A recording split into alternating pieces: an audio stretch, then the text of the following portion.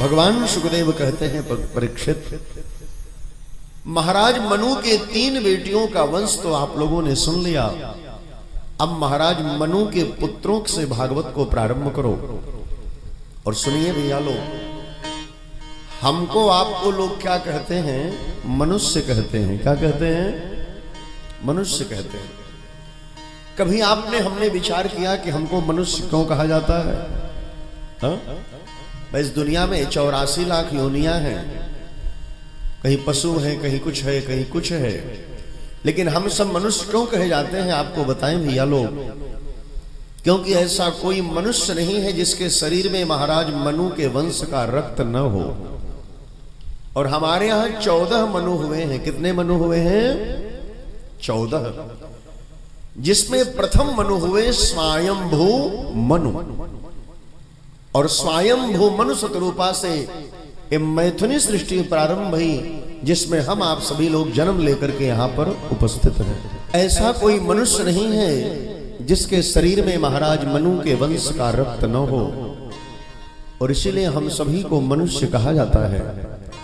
और 14 मनुओं में प्रथम मनु हुए स्वयंभू मनु।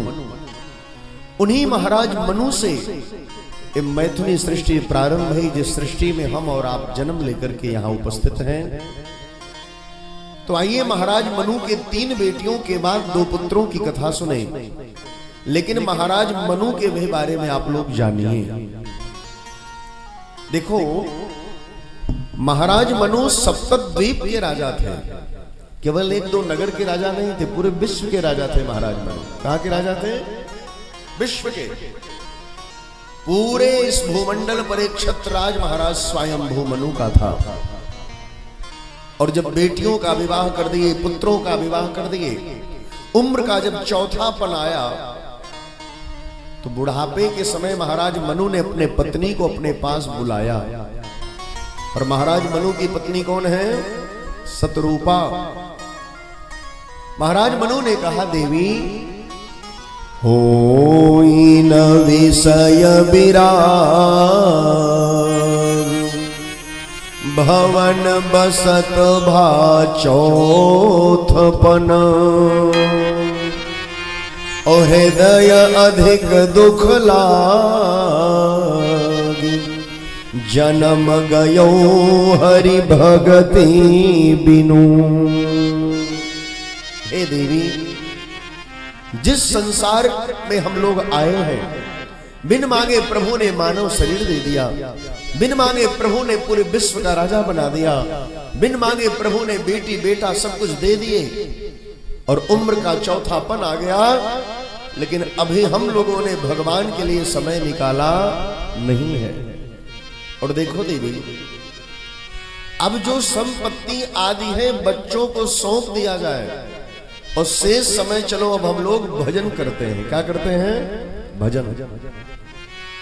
और देखो देवी, विषयों से वैराग्य होने वाला नहीं है। ये बेटी बेटा परिवार समाज ये हमें छोड़ने वाले नहीं है, हमें खुद इनको छोड़ना पड़ेगा। कि महाराज मनु किससे कह रहे? अपने पत्नी शतरूपा से। अच्छा, आप इतने बूढ़े बाबा लोग बैठे हैं, क्या बच्चे आपको छोड़ना चाहेंगे? घर के लोग तो चाहेंगे जब तक बुढ़ा जी रहा है तब तक उर्वा से सब्जी लेके आवे। क्यों? भले रास्ते में गिर जाए, वो उससे नहीं मतलब है। घर के लोग यही सोचेंगे जब तक बुढ़िया है तब तक कम से कम चावल ओवल तो बिनबे करे। क्यों नहीं देते बताओ? तो घर परिवार हमको छोड़ने वाले नहीं हैं, हमको इनको छोड़ना पड़ेगा। और कितने विषयों में हम लोग फंसे जानते हैं? 10 विषय है। जननी जनक बंधु सोत दारा, जननी जनक बंधु सोत दारा, कन धन भवन सुहृद परिवारा, तन दान भवन सुहृद परिवारा, जननी जनक। हम सभी 10 विषयों में बंधे हैं। कौन सा विषय है? जननी माने माँ, जनक माने पिता, बंधु माने भाई, सुत माने पुत्र, दारा माने पत्नी, और तन तो जान ही रहे हो, तन धन भवन सुहृद माने हमारे शुभचिंतक और ये पूरा परिवार। क्या इन 10 को हम छोड़ना चाहते हैं? बताइए। यदि हम छोड़ना भी चाहे तो हमको ये सब पकड़ भी लेते हैं, क्यों नहीं पकड़ते? इसलिए हे देवी, विषयों से वैराग्य होने वाला नहीं है। इसलिए अब चलो हम लोग शेष समय भगवान के लिए निकालते हैं। इसका मतलब क्या है? हमें विचारों का दर्पण नित्य देखना चाहिए। स्वतः का दर्पण नित्य देखिए। किसका दर्पण? विचारों का। और जीवन में दर्पण से बढ़कर गुरु और दर्पण से बढ़कर कोई शत्रु नहीं होता। दर्पण माने समझ रहे हैं? क्यों माता जी लोग? भाई नहीं समझ रही हो दर्पण माने? दर्पण माने शीशा। क्या? आज मन कथा में रहेगा तब ना समझोगे आप लोग। मन कथा में लगाओ। आप सभी से कहें, दर्पण माने शीशा से बढ़कर न कोई गुरु है और शीशा से बढ़कर न कोई शत्रु है। जब शीशा हम स्वतः देखते हैं तो गुरु का कार्य करता है। क्यों? कभी आप लोग मेकअप की करते होंगे शीशा के सामने, तो शीशा बोलता नहीं है लेकिन इशारा कर देता है कहां कमी रह गई है कि नहीं भैया लोग? बताओ। तो यदि अपना शीशा देखोगे तो गुरु का कार्य करता है, और वैसे पहुंच जाओ बिना शीशा देखे तो कोई दूसरा शीशा दिखावे तब कि कहो ऐसे चलो भाई, जब शीशा देख के आई होती तो क्या लगेगा आपको कि जो ऐसा कह रहा उसको भी फोड़े, शीशा वो फोड़ में। क्यों भैया लोग? वही शीशा जब कोई दूसरा दिखाता है तो शत्रु जैसा लगता है, और यदि हम स्वतः देखने लगे तो गुरु जैसा दिखेगा। इसका अर्थ क्या है? हमें विचारों का दर्पण नित्य देखना चाहिए। यदि हम किसी की माँ है तो हम उस पर कितने खरे उतर रहे। यदि हम किसी के गुरु हैं, पिता हैं, भाई हैं, बंधु हैं, हम कितने उस पर खरे उतर रहे। और दुनिया की छोड़ो, हम उस परमात्मा के संतान हैं, हम कितने अपने उन व्यवस्थाओं पर खरे उतर रहे हैं। ये कब करना चाहिए? नित्य करना चाहिए। दर्पण में देखिए अपने आप को, विचारों के दर्पण में। और जब हम विचारों के दर्पण में अपने आप को देखेंगे तो स्वतः में अनुशासन होगा। स्वतः में अपने जीवन को हम संयमित रखने का प्रयास करेंगे। और आज के परिवेश में हम स्वतः में अनुशासित नहीं होना चाह रहे हैं। और जीवन में स्वतः में जिसके अनुशासन आ गया वो दुनिया के किसी कोने में रह करके अपने आप को सुख समृद्धि से संपन्न रख सकता है। महाराज मनु ने कहा, देवी जो परमात्मा बिन मांगे इतना सब दिया है, उस परमात्मा के लिए चलो समय निकालते हैं। अच्छा, आप इतने लोग बैठे हो, जब सोते हैं आप लोग तो क्या ये सोच के सोते हैं कि हे प्रभु कल हमको दिन दिखा दीजिएगा? ऐसा कह के सोते हैं क्या? हम लोग तो सोते सोते मोबाइल चलाते चलाते सिनेमा मोबाइल गिर जाता और नींद लग जाती है। क्यों भैया लोग? कोई ये नहीं कहता प्रभु हमें अगला दिन दे दीजिएगा। और बिन मांगे भगवान नित्य आपको 24 घंटे दे रहे हैं। आपके साथ करोड़ों लोग सोते हैं विश्व में, लेकिन सबका सुबह नहीं होता। होता है?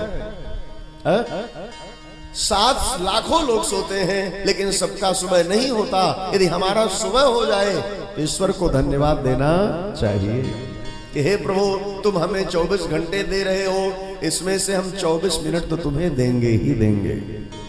देना चाहिए नहीं देना चाहिए? क्यों देना चाहिए? क्योंकि ईश्वर हमारा माता पिता है। इसलिए आपको एक छोटी पूजा हम बता रहे हैं। यदि आपको लग रहा कि अगरबत्ती डुलाने में खर्चा है, माला लाने में खर्चा है, तो नित्य आप लोग जब ऑफिस जाओ या विद्यालय जाओ, रेडी होके, सबके घर में भगवान होंगे, कहीं अलमारी में, कहीं पूजा घर में, और जाके इतने कहो प्रभु हम चल रहे हैं और शाम को फिर आएंगे। प्रभु से कह के जाओ और शाम को फिर आओ, फिर प्रभु को प्रणाम कर लो। तो जाओगे तो जब तक आ नहीं जाओगे तो इसकी चिंता कौन करेगा? भगवान करेंगे। क्यों? अच्छा, आप कहीं निकलो, अपने अम्मा बाबूजी से बता के जाओ अम्मा हम जा रहे गोरखपुर, शाम को आएंगे, तो अम्मा का मन लगा रहेगा नहीं लगा रहेगा कि बाबू कहाँ रह गए? क्यों? और यदि बिना बता के आओ जाओ तो घर वाले क्या कहते? भैया उनके कोनो भरोसा नहीं, कब आओ कब जाए। तो आप सभी से कहें, ईश्वर हमारा माता पिता है। ईश्वर के प्रति सार्थक सोच रखिए तो जीवन में परिणाम भी सार्थक मिलेगा। अलमारी में बैठे 10 रुपए के कैलेंडर मत समझो, 150-200 के लड्डू गोपाल मत समझिए। जो अलमारी में बैठा है, चाहे माता के रूप में, शिव के रूप में, किसी भी रूप में, वो कोई और नहीं, हमारा माता पिता है। क्योंकि हम लोग खुद कहते हैं, मात पिता तुम मेरे शरण गहूं किसकी। तो कह के कहीं जाने में कोई दिक्कत है क्या? सबसे छोटी पूजा, कुछ खर्चा भी नहीं लग रहा इसमें। तो भगवान को लगेगा देखो कितना हमें मान रहा है। जैसे बूढ़े जो माँ बाप होते हैं, वो बच्चे से कुछ इच्छा नहीं रखते, बस इतना सोचते हैं बाबू जौन करे तने हमहू जानी। क्यों नहीं चाहते आप लोग? और बाबू जो चीज करें और माँ बाप जानते तो बहुत खुश होते हैं कि हमारा बेटा यहाँ जमीन ले लिया, वहां मकान ले लिया। माँ बाप नहीं कहते हम वहीं रहेंगे, लेकिन माँ बाप खुश हो जाते हैं। उसी प्रकार ईश्वर को माता पिता मान के उससे सार्थक व्यवहार करना चाहिए। तो 24 मिनट भगवान को देंगे कि नहीं देंगे रोज आप लोग? देना चाहिए। जो ईश्वर आपको इस दुनिया में 24 घंटे नित्य दे रहा है, उसमें से 24 मिनट भगवान को दीजिए। यहाँ महाराज मनु ने तो यह कहा, पत्नी अब जो शेष समय है चलो भगवान को दे दें। बच्चों को बुलाए, चाबी सौंपे और दोनों लोग चले गए नैमिषारण्य। कहाँ चले गए? और गोमती नदी के किनारे नैमिषारण्य में दोनों लोग तपस्या करने लगे। और तपस्या करते करते एक मंत्र का जप किए। उस मंत्र का नाम है द्वादशाक्षर। ओम नमो भगवते वासुदेवाय। द्वादश अक्षर मंत्र पुनि सदा अनुराग। वासुदेव पद पंकरुह दंपति मन अति लाग। कौन सा मंत्र जपे? द्वादशाक्षर मंत्र। ओम नमो भगवते वासुदेवाय। ओम नमो भगवते वासुदेवाय। ओम नमो भगवते वासुदेवाय। ओम नमो भगवते वासुदेवाय। वासुदेवाय श्री नंद नंदनाय। वासुदेवाय श्री नंद नंदनाय। वासुदेवाय श्री नंद नंदनाय। वासुदेवाय श्री नंद नंदनाय। ओम नमो भगवते वासुदेवाय। ओम नमो भगवते वासुदेवाय।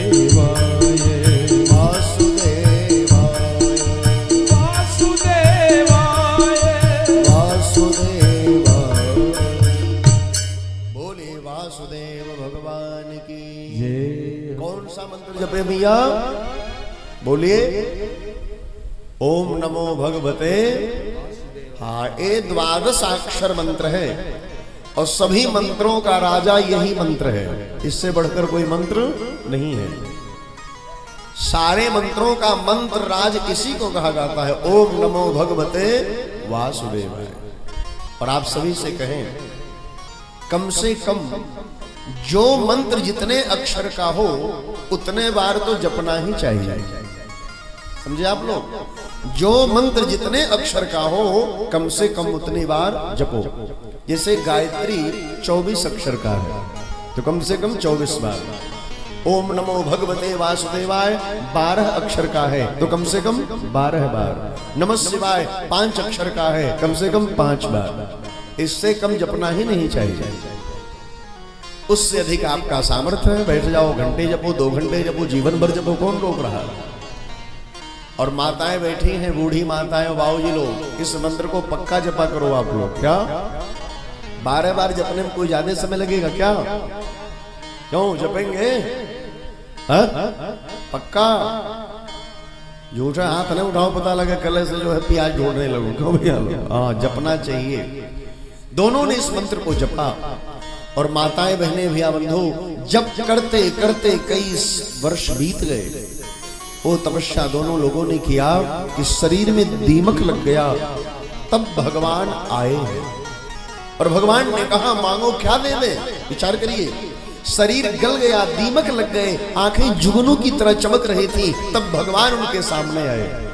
और आजकल लोग क्या कहते हैं कि हमारे ऊपर काली जी आती है। बताओ, सही से नहाने का ढंग नहीं है, वो कहती है काली जी हमारे ऊपर आती है। क्या बहुत लोग कहते हैं महाराज जी हमारे ऊपर हनुमान जी आते हैं। बताओ, और सही से नहाने का ढंग नहीं है। ऐसे हनुमान जी को आना होगा तो आप सबके शरीर पर आएंगे, क्यों?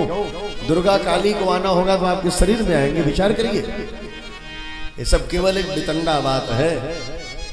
और आप सभी लोग जानो, जो परमात्मा ऐसे सात्विक मनुष्यों, ऐसे सात्विक देवतुल्य मनुष्यों को मिलने में इतने वर्ष लगा दिए, अरे हम आप एक झलक पा जाए तो हमारे जीवन का परम सौभाग्य होगा। मनु शत्रुपा से भगवान ने कहा मांगो क्या चाहिए। तो मनु शत्रुपा ने भगवान से कहा प्रभु हमें आप जैसा एक पुत्र चाहिए। तो भगवान ने कहा हम आपके जीवन में पुत्र बन के आएंगे। और वही मनु जब दशरथ बने, कौशल्या शत्रुपा कौशल्या बनी, तब भगवान उनके यहाँ पुत्र बन के आए। आए कि नहीं आए?